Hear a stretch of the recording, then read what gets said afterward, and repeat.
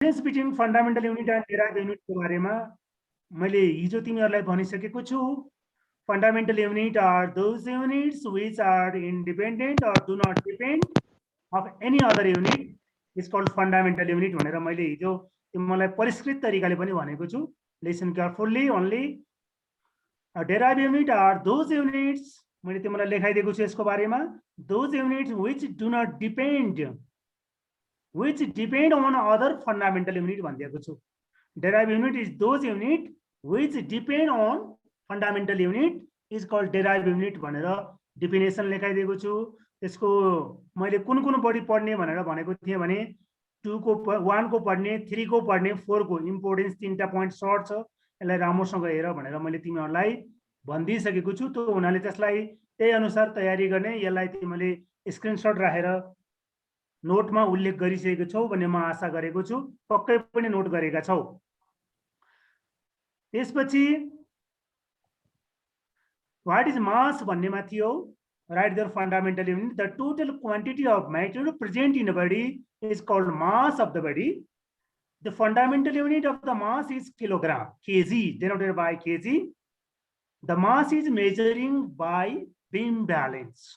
त मैले भनिदिएको छु बीम ब्यालेन्सबाट तिमीहरूले मास कति छ भनेर चाहिँ थाहा पाउन सक्छ भन्ने कुरा पनि हिजो पढिसकेको छ। र हिजो हामीले पढेको कुरामा अर्को छ, what is 1 standard kilogram. What is 1 standard kilogram? 1 standard kilogram is defined as the mass of a platinum iridium cylinder kept at 0 degrees centigrade at the International Bureau of Weight and Measure shops near the Paris in France। मैले तिमीलाई भनेको छु फ्रान्सको Paris भन्ने ठाउँमा platinum र iridium धातुबाट बनेको जुन 1 केजी परिमाण बराबरको ढक छ, this is called 1 standard kilogram. मैले हिजो नेपालीमा पनि भनिदिएको छु। The mass of the light object is measure in milligram, gram. अत्यन्तै लाइट मास छ भने त्यसलाई मिलिग्राम, ग्राममा, हेभी अब्जेक्ट छ भने क्विन्टल, केजी, मेट्रिक टनहरूमा नाप्छ भनेर मैले हिजो भनेको छु। Mass is measuring by beam balance. यस, यो इक्जाम्पल पनि दिएको छु। इक्जाम्पल सानै कक्षामा पढेका कुराहरू हो, तिमीहरूले सजिलै बुझ्न सक्छौ, not so difficult. Other one, what is weight. What is weight नेपालीमा तिमीहरूलाई तौल भनेको के हो? How can we measure the weight? हामीले कसरी तौल पत्ता लगाउँछौँ? यो सायद हिजो हामीले पढ्दा पढ्दै कतै बत्ती गयो, त्यसपछि हामी डिस्कनेक्ट भइसकेका छौँ। यसैमा हामी कतिपय the measurement towards a force which a body is pulled the center of earth by gravity is called weight। त्यो ग्रेभिटीले जति पनि पुल गर्ने त्यो एमाउन्ट अथवा जुन जति फोर्स छ त्यसलाई नै हामीले वेट भन्छौँ। नेपालीमा भन्नुपर्दा तौल भनेको कुनै पनि वस्तुलाई पृथ्वीले आफ्नो केन्द्रतिर तान्ने बलको नापलाई नै तौल भनिन्छ। Direction of weight is toward the centre. जहिले पनि वेट भनेको कहाँ भन्दा पृथ्वीको टुवर्ड द सेन्टर, सेन्टरतिर त्यसले हेरेको हुन्छ। कुनै पनि प्लानेटको, चाहे त्यो अर्थ होस्, चाहे जुपिटर होस्, हैन, चाहे चाहिँ मर्करी होस्, त्यसको चाहिँ जहिले पनि टुवर्ड द सेन्टर, सेन्टरतिरको मान हुन्छ। The weight of the body is measuring by spring balance. Listen careful. The weight of the body is measured by spring balance, but the mass is measuring by beam balance. The SI unit of the weight is Newton, but SI unit of the mass is kilogram. You are early study in class 7. Now examples, the mass of the box is 45 kg. मैले जो आङ दाबाको example दिएको थिएँ, the mass of the box is 45 kg. Calculate the weight भन्यो भने mass of the box m is equal to 45 kg. Acceleration due to gravity भनेको gravity को center को point g is equal to 9.8 meter per second square. Weight of box w is equal to what? The formula is w is equal to mg. Class 10 सम्म पढ्ने तिमीले यही formula हो। w जहिले पनि मासलाई वेटमा लानु पर्यो भने m multiply g. m means त्यसको 45 multiply g भनेको जहिले पनि कन्स्टेन्ट भ्यालु हो। यो जहिले पनि कन्स्टेन्ट हुन्छ 9.8। त्यो कसको भन्दा अर्थको, ओन्ली अर्थको हो। 45 multiply 9.8 is equal to 4441 Newton भनेर आएको छ। अब तिमीहरूलाई अर्को यो चाहिँ मैले पढाउँदा हिजो पढाउने थिएँ तैपनि हाम्रो बत्तीले साथ दिएन mass and weight difference between mass and weight पिण्ड र तौलमा के फरक छ दिस इज भेरी इम्पोर्टेन्स तिमीलाई एक्जाममा सोध्न सक्ने क्वेसन भित्र पर्छ यो right any 3 difference between mass and weight right any 2 difference between mass and weight yes one the mass is a scalar quantity. Mass is a scalar quantity because this is have the mass has both magnitude and direction. Therefore, mass is a scalar quantity. Yes, sorry, only direction or only mass measurement. Right? Weight. The weight is a vector quantity. Weight is a vector quantity because there is magnitude and direction, but mass have only magnitude or direction only magnitude. Right? 2. Mass of a rigid body is a regular everywhere in the universe. Mass of a rigid body is regular everywhere in a universe. Universe भनेको ब्रह्माण्डमा मास जहाँ पनि same हुन्छ 45 KG को आङदावालाई चन्द्रमाको सतहमा जोड्दा पनि त्यो 45 केजी नै हुन्छ सेम हो mass is not changed but the weight of the rigid body alters from the place to place and inclines 0 at the center of the earth तर तिम्रो weight गरेर हेर्यो भने weight फरक हुन्छ तिमी बेनीबाट चाहिँ लोमान्थाङ गयो भने तिम्रो बेनीमा भन्दा लोमान्थाङमा weight कम हुन्छ नेभर फर्गेट तिमी बेनीबाट जोमसम्म आउँदै छौ भने बेनीमा तिम्रो 400 न्यूटन वेट थियो भने जोमसम्म आइपुग्दाखेरि तिमी 390 न्यूटन वेट हुन्छ त्यही भएर वेट डिफरेन्स हुन्छ तर मास चाहिँ सेम हुन्छ the unit of the mass is KG और ग्राम यु आर क्लियर जहिले पनि मास को युनिट केजी और ग्राम हुन्छ The unit of the weight is Newton. Everybody knows, not problem. Newton मा हुन्छ weight, but mass kg मा हुन्छ अथवा ग्राम मा हुन्छ. Mass can never be zero. Mass कहिले पनि zero हुन्न. तर weight can be zero based on the gravity acting upon the heat. किनभने gravity depend हुने हुनाले गर्दा तिमीहरू चाहिँ जस्तै अब स्पेसमा गयो भने जहाँ ग्रेभिटी नै छैन भनेदेखि ग्रेभिटी चाहिँ अर्थको ग्रेभिटी नभएको ठाउँमा गएर हेर्यो भने योर वेट इज 0 तिमी मिस्टर 0 हुन्छ आलु हुन्छ यस त्यसो हुनाले तर मास चाहिँ 0 हुँदैन है never 0 mass does not change based on the location ठाउँ अनुसार मास चाहिँ चेन्ज हुँदैन weight change based on the location depending on the gravity in experience मैले अहिले भने बेनीबाट जोमसम्म भनिदिसकेको छु 6 को clear to example mass is measured using the ordinary weighting scale भनेको छ mass is measured by कुन अरे भने त beam balance ओके तिमीले त्यहाँ beam balance भनेर थप्न सक्छ है मैले भनिसकेको छु कपी रेडी होला mass is measured by beam balance right side मा हेर weight measured to using by spring balance yes you must be careful this point of difference between mass and weight are one मा टिक लगाऊ यो पढ्नु पर्ने कुरा त्यसपछि गएर 4 त्यसपछि गएर 5 त्यसपछि गएर 7 यो 4 पोइन्टहरु you can must read again and again yes म अदरमा गए है त today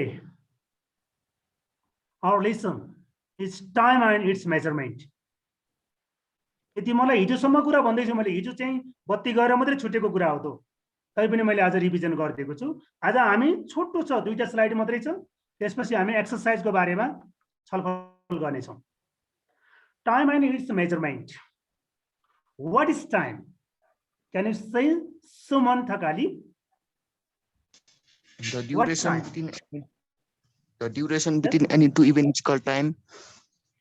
yes, Time is very good. determined on time. The SI unit of time second. Time is determined on the basis of time taken by the Earth to rotate it in one axis. Yes, okay, thank you. The duration between any two events is called time. तिमीले 6 क्लासमा पढेको definition हो. The duration between any two events कुनै पनि दुई घटना बीचको अवधिलाई time भनिन्छ. The SI unit of the time is second, denoted by SEC or only S. Time is determined on the basis of time taken by the Earth to rotate its own axis. पृथ्वी जुन आफ्नो अक्षमा घुमिरहेको छ त्यसैको आधारमा time determinant हुन्छ, पत्ता लगाउने कार्य हुन्छ. त्यही 24 आवरबाटै टाइम डिटर्मिनेन्ट हुने हो. त्यसो भएको हुनाले time is determinant on the basis of time taken by the earth to rotates its in on axis भनेको छ. Now how many second in a one day? सबैले देखेछ भाइ बहिनीहरू? किन एक्स्ट्रा आवाज आइरहेछ त्यहाँ? ओन डे, ओन डेमा कति आवर हुन्छ? सुनि, how many hour in one day? 24. Yes, मैले कसलाई सोधिरहेको छु? 24 hour. Yes, 24 hour 1 multiply 24 hour is 1 days is equal 1 multiply 24 multiply 60 minutes. Pass on. How many minutes? How many minutes in 1 hour? 60 minutes. 60 minutes, yes. How many seconds in 1 minute? 86. Yes, 60. This relation with there 1 multiply 24 multiply 60 ले multiply गरेपछि minutes मा गयो. त्यसपछि 1 multiply 24 multiply 60 into 60 second मा गयो. 86,400 second. भनेपछि 1 day भनेको कति रहेछ? 86,400 second हुँदो रहेछ. This is important. This is important. Since 1 day or how many seconds in 1 day? भनेर question सोध्न सक्छ. 1 day is equal to 86,400 seconds. 100 seconds. Okay. Understand? Yes, sir. Yes. Now, this is finished. Or according to your course, you can study. Must be necessary of your textbook. Lesson 1. Lesson 1 is finished. Sorry. Yeah. Yes, question and answer. You can have book. Everybody open your book. Page number 14. Sir, actually, sir. Okay.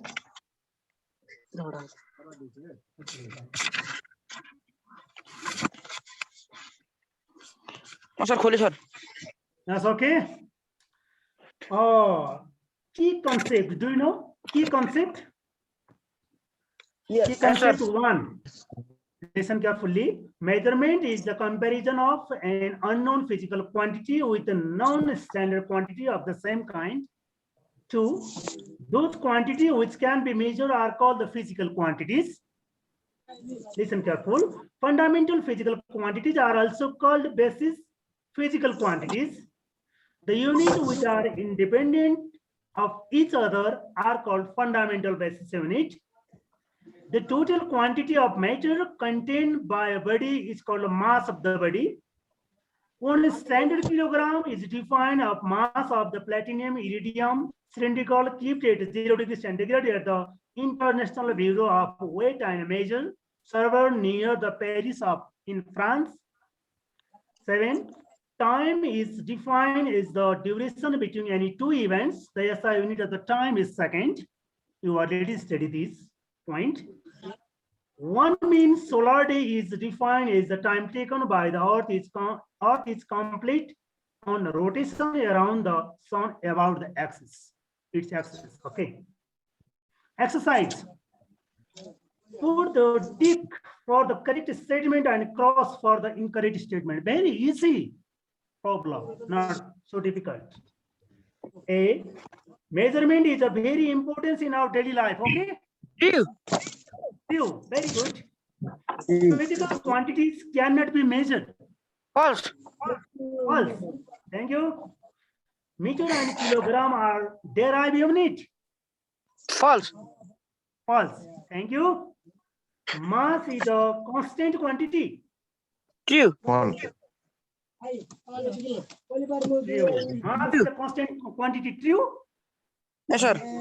Yes.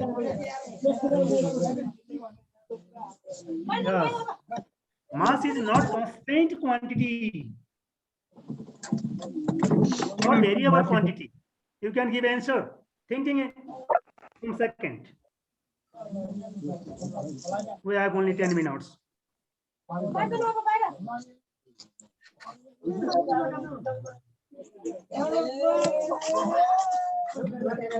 ए किन हल्ला आइरहेछ तिमीहरूको mute गर्ने now other fill in the blanks कसरी भन्न सक्यो mass is Sir. the constant quantity Sir. mass is not constant quantity mass Measurement. constant quantity is false False, Mass sir. is a constant. constant होइन त variable हुन्छ Okay, sir. True होला नि sir बुकमा true देखाएको छ mass is constant quantity sir मैले true भनेको त होइन उसले कन्स्टेन्ट भनेपछि कन्स्टेन्ट हुँदैन भेरिएबल हुन्छ थरी थरीको हुन्छ इन्टु छ other one 2 fill in the blanks using appropriate words is the comparison of unknown physical quantity with a known standard quantity of the same kind measurement measurement yes fill in the blanks measurement भन्ने यही नम्बरमा B derived quantities depend on the physical quantities fundamental fundamental very fundamental good. Quantity Fundamental quantities yes mass is measured by using the beam balance beam balance good Suman beam balance and what give the most accurate time कसले वास्तविक time दिन सक्छ time QUARTH quartz quartz sir गरी फेरि भन्नु त D नम्बरको QUARTH quartz watch QUARTH अगर boy yes okay 3 pick the most appropriate answer which of the following is the fundamental quantity area mass force speed area yes area area not correct fundamental is not dependent other then this time fundamental quantity is mass ठीक लगा Sir, mass को kg है ना fundamental unit okay which of the following is a derived unit pascal Meter. meter kilogram kelvin metre derived unit भन्ने आछ ध्यान दिएर सुन derived unit भनेपछि pascal is a derived unit pressure को हो तो which physical quantity is measured by the spring balance weight physical Weight. spring balance weight good what is the SI unit of the weight newton pascal Newton is already Newton. correct good okay thank you everybody अब 4 नम्बरको answer क्वेशनहरु तिमीले try गर्ने मैले सबै लेखाइदिएकोबाट नोटबाट धेरै आएको छ र बुक पनि स्टडी गर्ने र 4 नम्बर सम्म गर्ने अब 5 6 7 को लागि म भोलि हल्का भन्दिने छु तिमीहरुलाई केही प्रब्लमहरु छ भने टुमरो म तिमीलाई मेसेज गर्ने छु भाइ बहिनीहरु तिमीले बढी भन्दा बढी आफ्नो साथीहरुलाई अहिले तिमीहरु 15 जना पार्टिसिपेन्ट छौ आज मलाई खुसी लाग्यो हिजोकै जति भएको छौ तर हाम्रो 2 जना भोलि नयाँ आउने छन् उनीहरुलाई मैले सहजीकरण गर्ने छु नयाँ स्टुडेन्टहरु आउँछ